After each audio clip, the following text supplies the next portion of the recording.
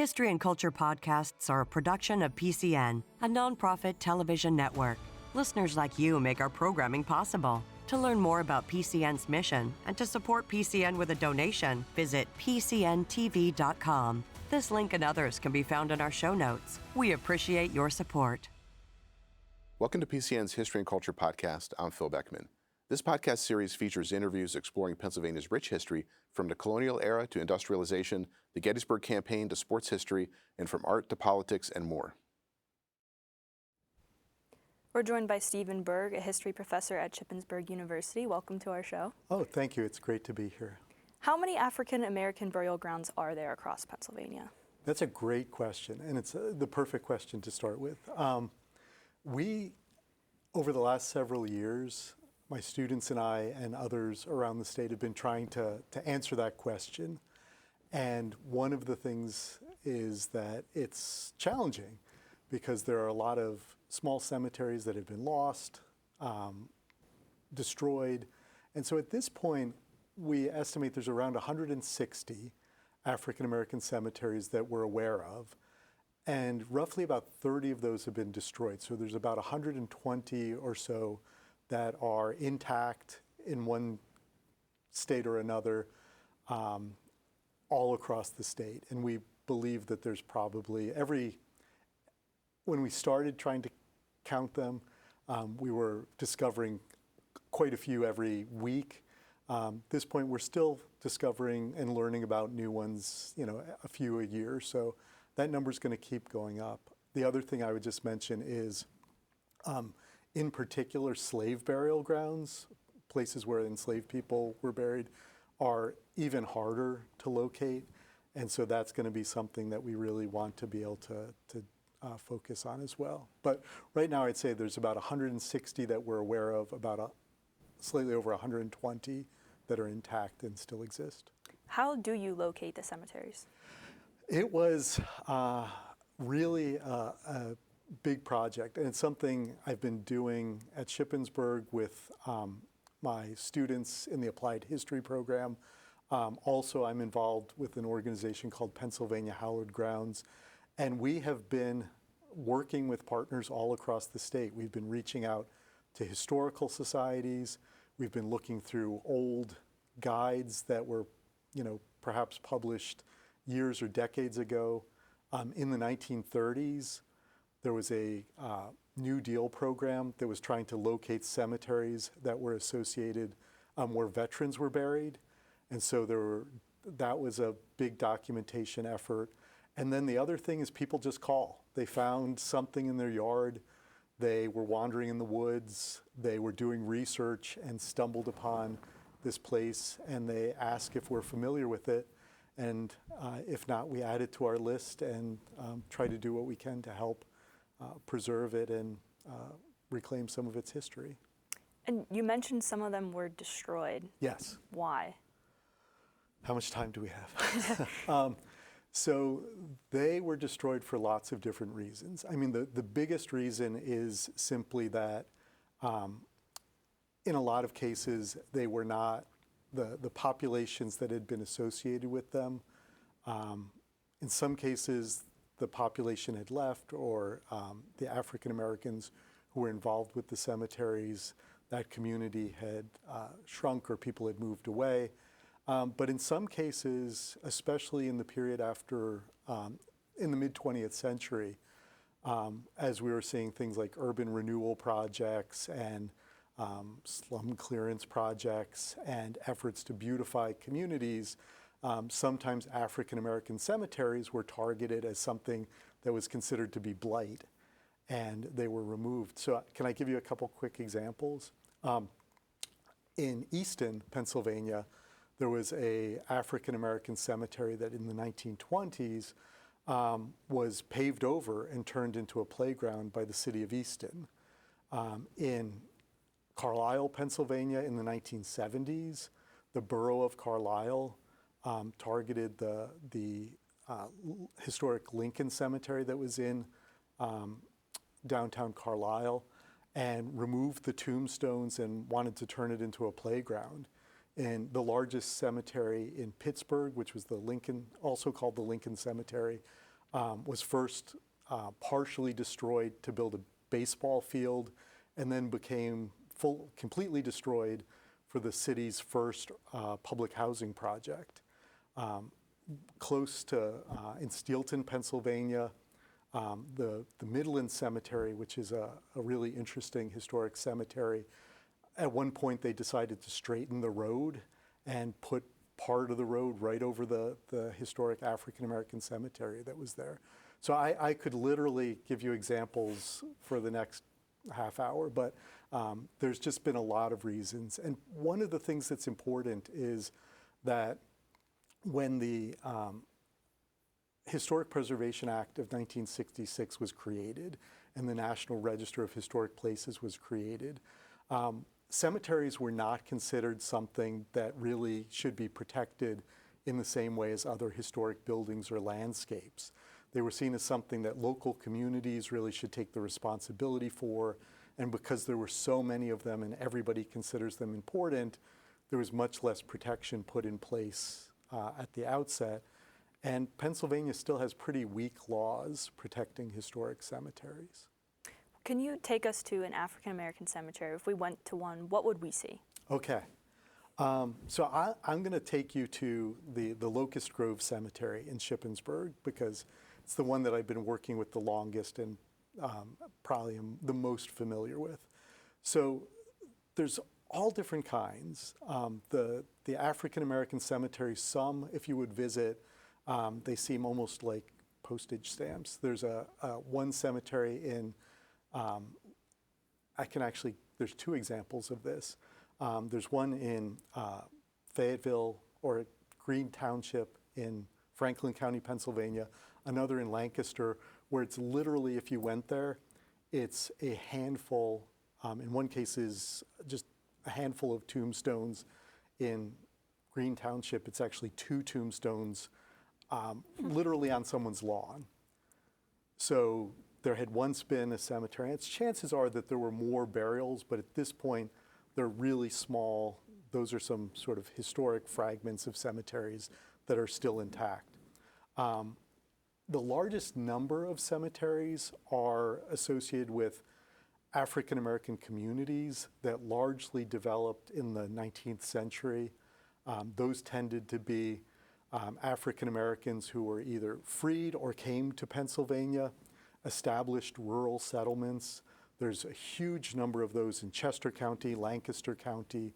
And those would be usually places that were the center of that rural African American community. So there was the cemetery, and quite often what we'll discover is when you go to those sites, you will also find either the remnants or in some cases an actual church building or archaeological remains from a church building, because that was really, that commonly held ground served that rural African American community. Shippensburg, I got involved with the Locust Grove Cemetery in 2003. It's a cemetery that dates back over 200 years. We believe that it was intact when Edward Shippen was still alive and as the founder of Shippensburg. It was set aside because there was an African American community there which was first largely enslaved, but in 1780, Pennsylvania passed the Act for Gradual Abolition of Slavery. And so starting in 1780, the enslaved people who were living in Shippensburg were gradually, many of them gaining their freedom, and new generations were being born. And so there was a cemetery created as a burial ground for that community. In the early 19th century, a church was also built on that same ground. That church lasted over 100 years, and then today there's nothing left of it but a little open space at the front of the cemetery. But what you would notice is if you're somebody who goes, I don't know, do you go to a lot of cemeteries? I do not know. If you go to a lot of cemeteries, one of the things that is striking for a lot of the small rural cemeteries is that there tends to be sort of a smaller scale. The tombstones tend to be smaller. One thing that many people will notice is that there seems to be a lot of open space in the cemetery. Part of the reason for that is that in the 19th century, there were some distinct African American funerary customs that were different than what, say, white cemeteries were practicing at the same time. So, for example, it was very common to mark graves with things that were called like grave offerings or grave dressings. Basically, it could be a variety of things, often things associated with the person who died that were left on the grave and sort of marked out the grave area when the burial took place. It was also common to mark graves with plants. So things like yucca and myrtle were used to mark grave sites. Something else that was really common was also to use wooden grave markers, a lot of which over time rotted away if they weren't maintained. So today, if you went to an African American cemetery, one thing that you'd notice is the smaller tombstones. A lot of them seem to have more open space. Another reason that is that because a lot of them are quite old and some have not, been cared for a number of years. Here in Pennsylvania, we have this phenomena that we have these very cold winters where the ground freezes, and for the smaller tombstones, they actually get lifted up by the frost, and then when it melts or the thaw comes, the tombstones will sink down a bit. If you repeat that for years and decades and are not actively trying to, reset the stones, they actually will sink into the ground. In Shippensburg, where I was working with the Locust Grove Cemetery, we actually found a tombstone that was a foot below the surface that had just sunk straight down. In York, North York, where the Lebanon Cemetery is located, the Friends of Lebanon Cemetery, as part of their restoration effort over the last several years, uncovered more than 800 tombstones that had sunk below the surface. So that open space is something that is really quite familiar. The other thing that is striking, if you went to one of the African American cemeteries, people are often struck by the large number of military veterans' tombstones that are in the cemeteries. And part of that is the fact that because you had these other traditions of marking graves in less visible ways or not with sort of traditional commercially produced grave markers, after the Civil War, Pennsylvania was the state that had the state in the North that had the largest number of African Americans serve in the Civil War, 8,612, plus others who served in the Navy. And because of that, those men who had served, it turns out that there were programs after the Civil War, both a federal program by the War Department that would ensure any veteran could apply to have a tombstone on their grave, and then Pennsylvania itself implemented a state program to ensure that any veteran who needed it could have a free tombstone provided and also burial. So what that means is that in African American cemeteries, because there's a large number of African Americans who were veterans, both in the Civil War and then subsequent conflicts, you'll see a lot of these veteran tombstones. And there's some cemeteries that I visited where literally the only tombstones there are for veterans. And if you didn't know, you'd think, wow, this is a tiny cemetery with only one or two people buried there. But in fact, it's often a much, much larger cemetery. And there have been cemeteries all over the Brownsville Church of God Cemetery in Franklin County. We did ground penetrating radar at the Locust Grove Cemetery in Shippensburg.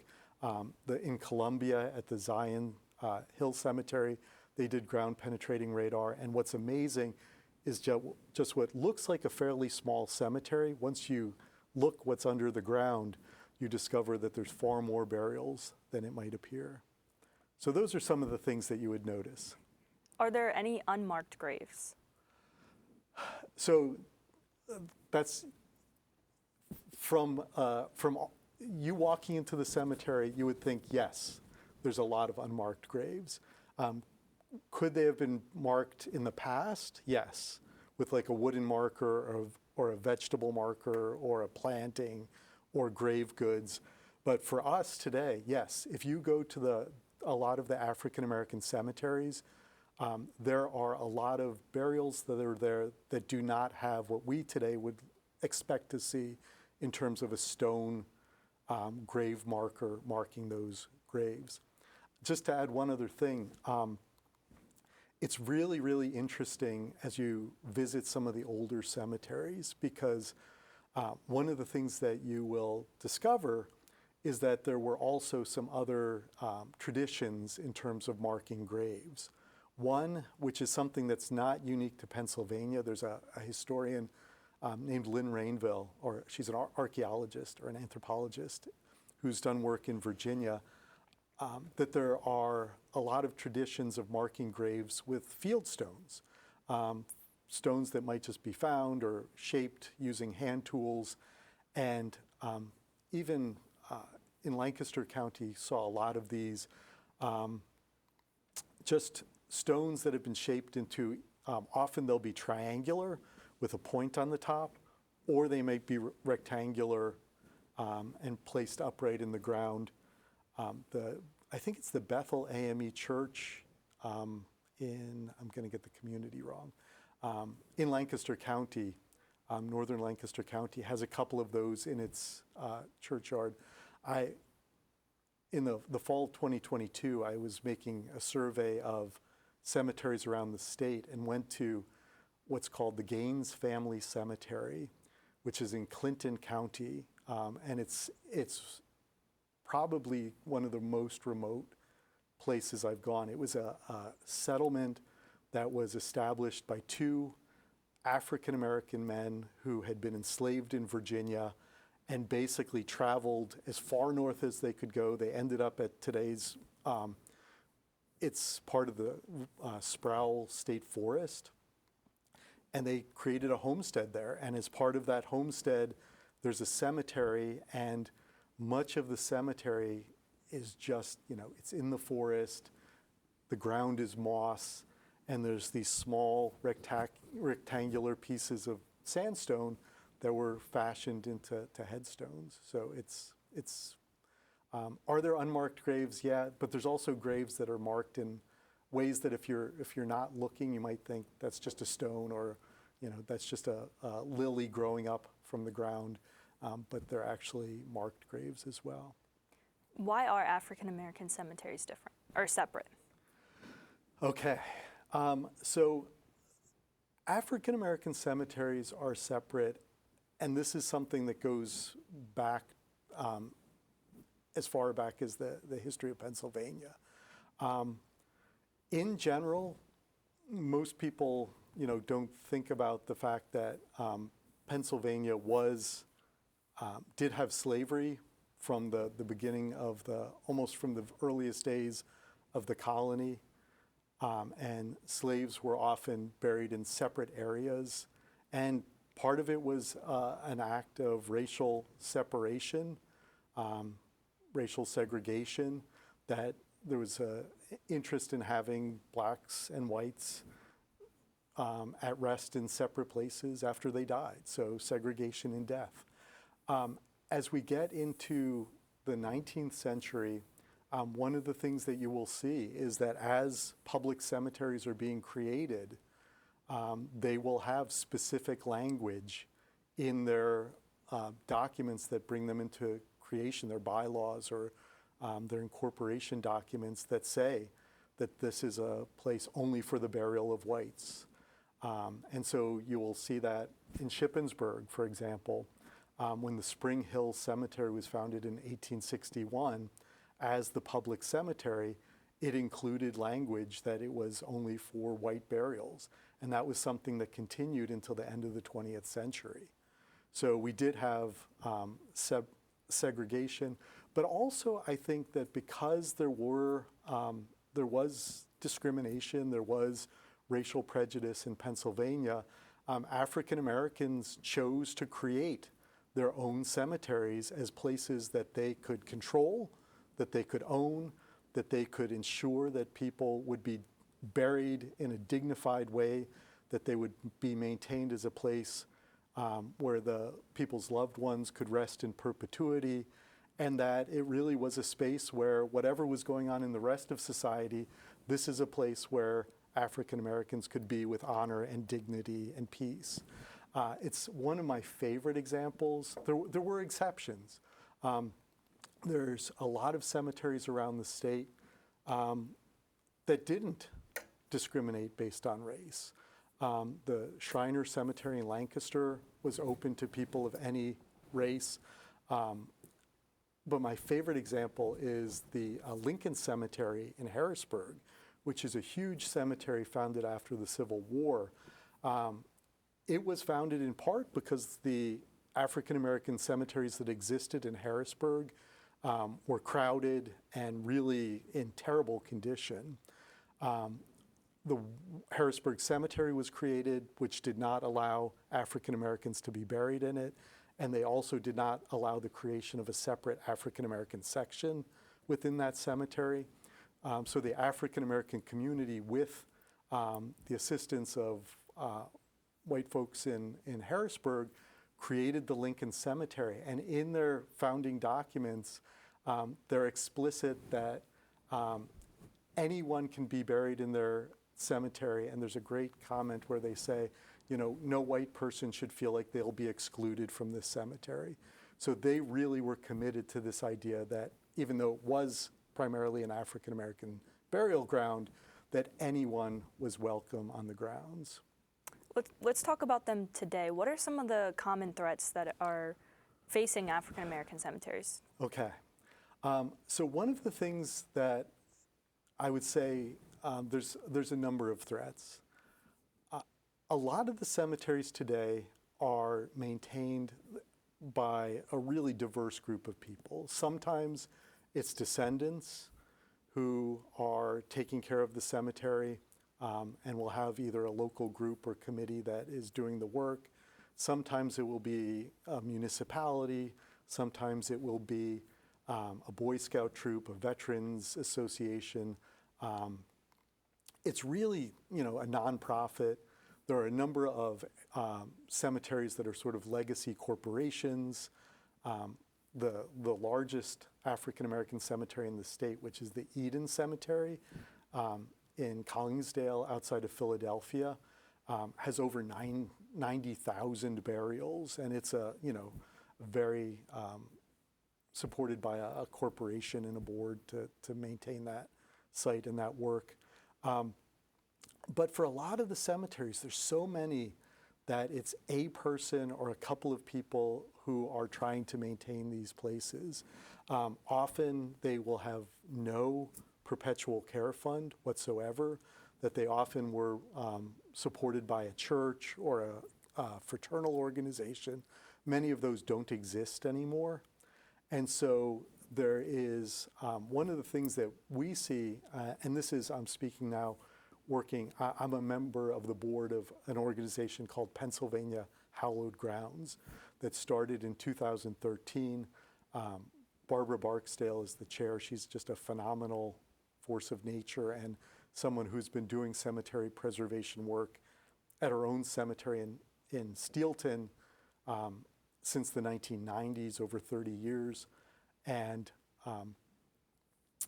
the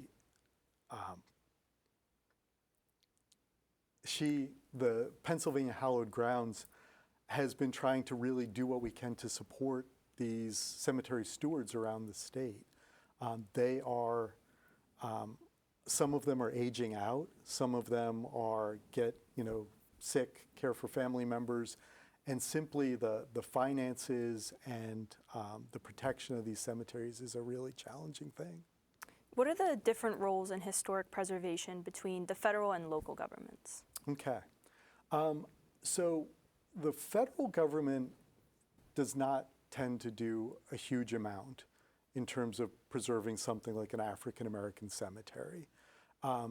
Really, the only protection that would come from the federal government would be if a site is either designated as eligible for the National Register of Historic Places or listed on the National Register. And then the only real protection that comes is that if any kind of federally licensed or federally funded project were to threaten that site, then it has to go through a process, which is called the Section 106 process, where they evaluate what the potential threat would be. The state government there are laws on the books in Pennsylvania about the potential, if you were to damage a historic cemetery, but those, I would say, are not frequently enforced. So otherwise, a lot of the protection for African American cemeteries in the state either comes from local governments, but it really comes much more from community members stepping up, who are interested in protecting them, who call the police if something's going on, and who often are working through a lot of sweat equity to try to maintain the grounds, repair the tombstones, clean the tombstones, and share the history of these sites with the broader public. For our last question, I'd like to talk about why is it important to preserve the African American cemeteries? Yeah, I would say for me there's several reasons. A lot of folks who got involved with Pennsylvania hallowed grounds or cemetery preservation do it because they have a personal connection, a passion. There's a lot of descendants, and these are places that are really important to the people who have family and relatives buried in these cemeteries. Other people are really passionate because they are the places where African American veterans are buried, and we want to honor those veterans and their service and ensure that they have eternal rest that's marked by dignity, and that their service is honored. Other people will say that these are really unique artifacts that were often created by African Americans, managed by African Americans, maintained by African Americans, and that really reflect the culture and traditions of African Americans in the state. They are kind of amazing landscapes, and I think for me, when I've brought students there or people to visit these sites, you step onto the ground and you're connecting with a very unique piece of history.